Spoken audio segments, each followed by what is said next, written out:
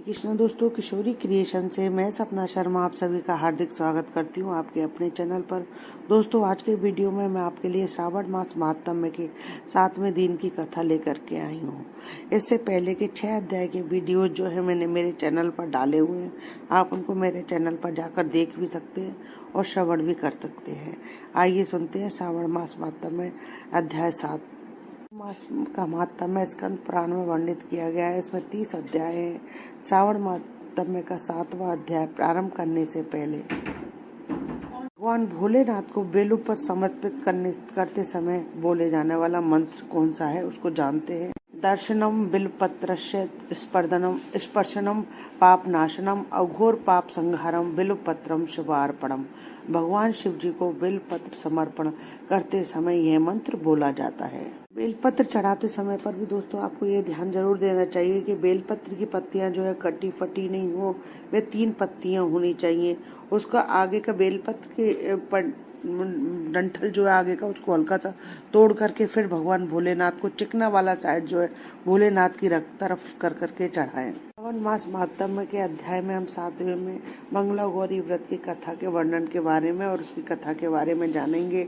उससे पहले भरत कुमार जी जो है ईश्वर से कहते हैं कि मैंने जो रविवार का महात्म्य सुन लिया, उसको सुन करके जो है मैं बहुत ही प्रसन्न हूँ। अब आप मुझे सावन के सोमवार का महात्म्य बताएं। ईश्वर कहते हैं कि सूर्य जो है मेरा नेत्र है, उसका महात्म्य, फिर मेरे नाम वाले सोमवार का तो कहना ही क्या। सोमवार जो है अत्यंत श्रेष्ठ है, हो सके तो उसका 12 महीने ही व्रत करना चाहिए। अगर जो व्यक्ति वर्ष भर के सोमवार का व्रत नहीं कर सकते तो वे सावन के सोमवार का व्रत जो है अवश्य करें। सावन के सोमवार का व्रत अगर जो व्यक्ति करता है तो उसे 12 मास के सोमवार का व्रत करने का फल प्राप्त होता है। इसके बाद भगवान ने सोमवार का व्रत और उसके उद्यापन विधि के बारे में बताया। अंत में हवन करके गाय का दान करके ब्राह्मणों को भोजन कराना चाहिए। तो मनुष्य विधान के साथ इस व्रत को करता है, वह शिव के परम पद को प्राप्त करता है। इससे पहले सोमवार के इस मंगलकारी व्रत को भगवान श्री कृष्ण ने किया था। अब आगे की कथा जानते हैं। तब ईश्वर बोले, हे सनत कुमार, अब मैं अति उत्तम भौम व्रत का वर्णन करता हूँ,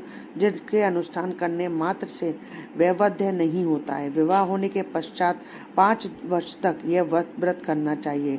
इसका नाम मंगला गौरी व्रत है। यह पापों का नाश करने वाला है। विवाह के बाद प्रथम श्रावण के पहले मंगलवार को यह व्रत आरंभ करना चाहिए। केले के खम्भों से सुशोभित एक पुष्प मंडप बनाना चाहिए और उसे अनेक प्रकार के फलों और रेशमी वस्त्रों से सजाना चाहिए। उस मंडप में अपनी सामर्थ्य के अनुसार देवों को स्वर्णमयी अथवा अन्य धातु की बनी प्रतिमा स्थापित करनी चाहिए और षोडशोपचार विधि से 16 दूर्वा दलों से, 16 अपामार्ग दलों से, 16 चावलों से, 16 चने की दाल से मंगला गौरी नामक देवी की पूजा करनी चाहिए और 16 बत्तियों से 16 दीपक जलाने चाहिए। नैवेद्य भक्ति पूर्वक अर्पित करना चाहिए। देवी के पास पत्थर का सिल और लोड़ा स्थापित करना चाहिए। 5 वर्ष तक इस प्रकार से करने के पश्चात उद्यापन करना चाहिए। माता को वायना प्रदान करना चाहिए।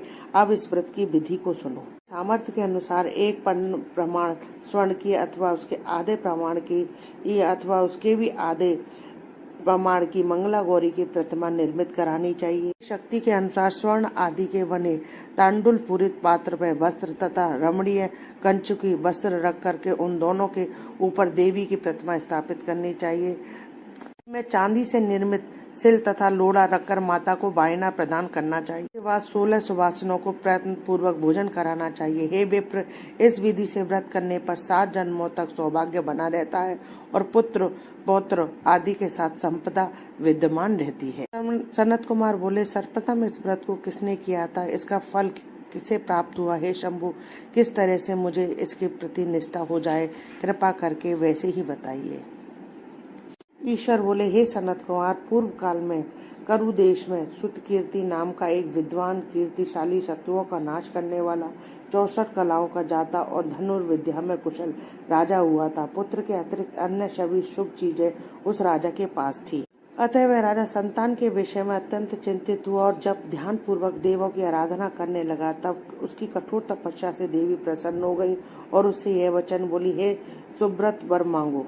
कीर्ति बोला, हे देवी, यदि आप मुझ पर प्रसन्न है तो मुझे सुंदर पुत्र दीजिए। हे देवी, आपकी कृपा से अन्य किसी भी वस्तु का अभाव नहीं है। इस प्रकार के वचन सुनकर पवित्र मुस्कान वाली देवी ने कहा कि हे राजन, तुमने अत्यंत दुर्लभ वर मांगा है, फिर भी कृपावश मैं तुम्हें अवश्य दूंगी। किंतु हे राजेंद्र सुनिए, परम गुणी पुत्र चाहते हो तो केवल 16 वर्ष तक जीवित रहेगा, और यदि रूप तथा विद्या से विहीन पुत्र चाहते हो तो वह दीर्घजीवी होगा। राजोगा देवी के इस प्रकार की बात सुनकर चिंतित हो गए उठा, और पुनः अपनी पत्नी से परामर्श करके उसने गुणवान तथा सभी शुभ लक्षणों से संपन्न 16 वर्ष की आयु वाला पुत्र मांगा। ने भक्ति संपन्न राजा से कहा कि हे नृपनंदन, मेरे मंदिर के द्वार पर आम का वृक्ष है, उसका एक फल लाकर मेरी राजा आज्ञा से अपनी भार्या को उसका भक्षण करने हेतु प्रदान करो, इससे वह शीघ्र ही गर्भ धारण करेगी, इसमें संदेह नहीं है। तब राजा प्रसन्न होकर वैसा ही किया। उसकी पत्नी ने गर्भ धारण कर लिया और 10वें महीने में देवतुल्य सुंदर पुत्र को जन्म दिया। तब हर्ष और शोक से युक्त राजा ने बालक का जात कर्म आदि संस्कार किया। शिव का स्मरण करते हुए उसका नाम चिरायु रखा। उसके बाद पुत्र के 16 वर्ष के होने पर पत्नी सहित राजा चिंता में पड़ गया, और वे विचार करने लगे कि यह पुत्र बड़े कष्ट से प्राप्त हुआ है, मैं इसकी दुखद मृत्यु अपने ही सामने कैसे देख सकूंगा। ऐसा विचार करके राजा ने पुत्र को उसके मामा के साथ काशी भेज दिया। के समय राजा की पत्नी ने अपने भाई से कहा कि कार्तिका का वेश धारण करके मेरे पुत्र को काशी ले जाओ। मैंने भगवान मृत्युंजय से पूर्व में पुत्र के लिए प्रार्थना की थी और पुराण महात्म में 5वां अध्याय समाप्त। दोस्तों, यदि आपको मेरा ये वीडियो पसंद आए तो प्लीज मेरे वीडियो को ज्यादा से ज्यादा लाइक और शेयर करें। यदि आप मेरे चैनल पर नए हैं तो चैनल को सब्सक्राइब करना ना भूलें, पास में बेल आइकन को दबाएं, जिससे मेरे आने वाले हर नए वीडियो को नोटिफिकेशन आपको मिल जाए। जैसे आनंद नामक नगर में पहुंचा, वहाँ सभी प्रकार की समृद्धियों से संपन्न और वीरसेन नाम वाला राजा रहता था कि एक सर्व लक्षण संपन्न युवावस्था प्राप्त मनोहर और रूप लावण्यमयी मंगला गौरी नामक कन्या थी। सभी उपमानों को तुक्ष करने वाली सौंदर्य अभिवृद्धि को प्राप्त वह कन्या एक दिन सखियों के साथ नगर के उपवन में क्रीड़ा करने के लिए गई थी। वह चिरायु तथा उसका मामा वे दोनों भी वहां पहुंच गए और उन दोनों को कन्याओं को देखने की लालसा से वहीं विश्राम करने लगे। इसी बीच विनोद पूर्वक क्रीड़ा करती रही उन कन्याओं में किसी ने एक ने कुपित होकर राजकुमारी को रंडा कहकर को वचन कह दिया। अब शुभ वचन को सुनकर राजकुमारी ने कहा कि तुम अनुचित बात क्यों बोल रही हो?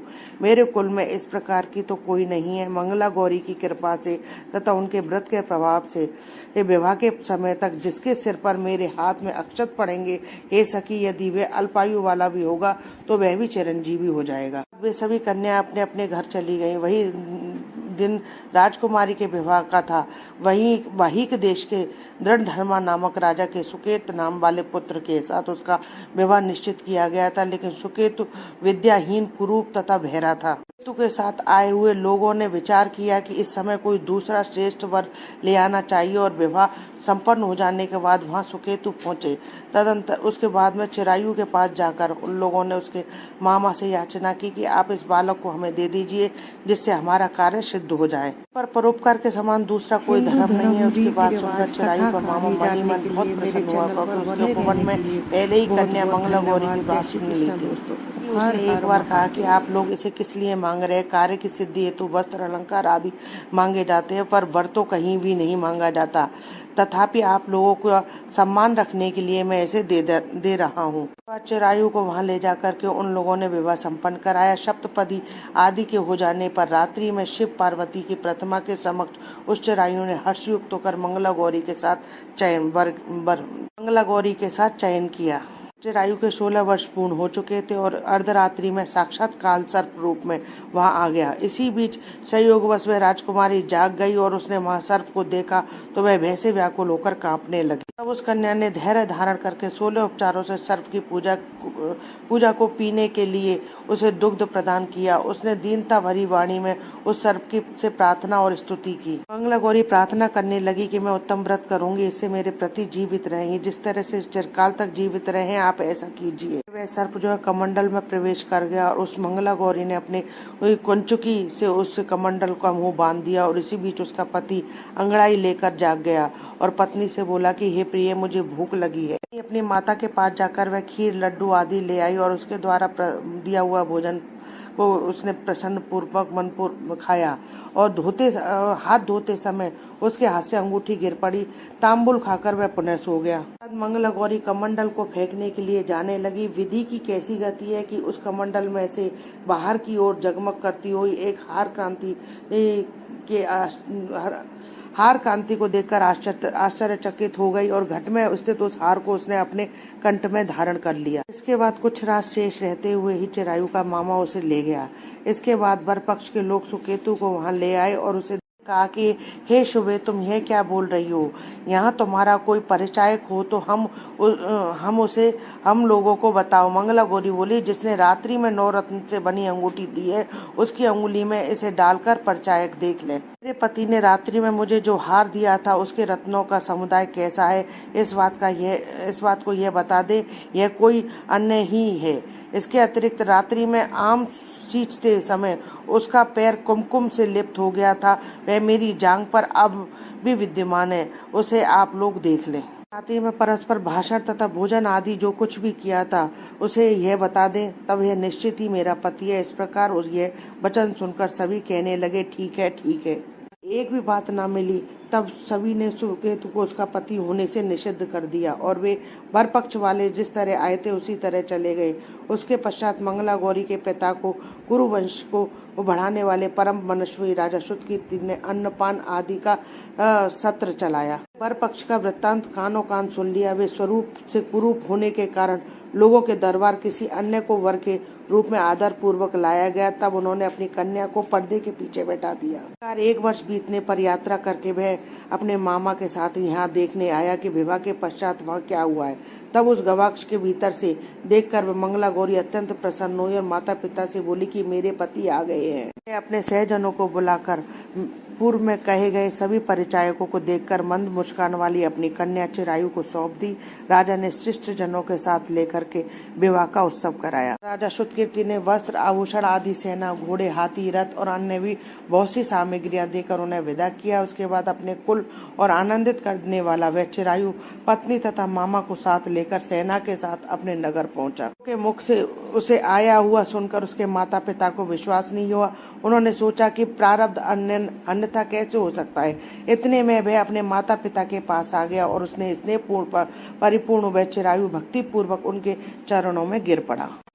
उस पुत्र का मस्तक सूंघकर उन दोनों ने परम आनंद प्राप्त किया। पुत्र वधु मंगला गौरी ने सास ससुर को प्रणाम किया तथा सास उसे अपने गोद में बिठाकर सारा वृत्तांत शीघ्रता पूर्वक पूछने लगे। तब पुत्र वधु ने भी मंगला गौरी के उत्तम व्रत महात्म्य तथा जो कुछ भी घटित हुआ वह सब वृत्तांत बताए। हे सनत कुमार, मैंने आपसे इस मंगला गौरी व्रत का वर्णन कर दिया। जो कोई भी इसका श्रवण करता है अथवा जो इसे कहता है उसके सभी मनोरथ पूर्ण हो जाते हैं, इसमें संदेह नहीं। बोले, हे ऋषियों, इस प्रकार शिव जी ने सनत कुमार को यह मंगला गौरी व्रत बताया। उन्होंने सभी कार्यों को पूर्ण करने वाले इस व्रत को सुनकर महान आनंद प्राप्त किया। श्री स्कंद पुराण के अंतर्गत ईश्वर सनत कुमार संवाद में श्रवण मास महात्म्य में मंगला गौरी व्रत कथा नामक 7वां अध्याय संपूर्ण हुआ। यदि आपको मेरे ये वीडियो पसंद आए तो प्लीज मेरे वीडियो को ज्यादा से ज्यादा लाइक और शेयर करें। यदि आप मेरे चैनल पर नए हैं तो चैनल को सब्सक्राइब करना ना भूलें। पास ही में बेल आइकन को दबाएं जिससे मेरे आने वाले हर नए वीडियो को नोटिफिकेशन आपको मिल जाए। जय श्री कृष्ण।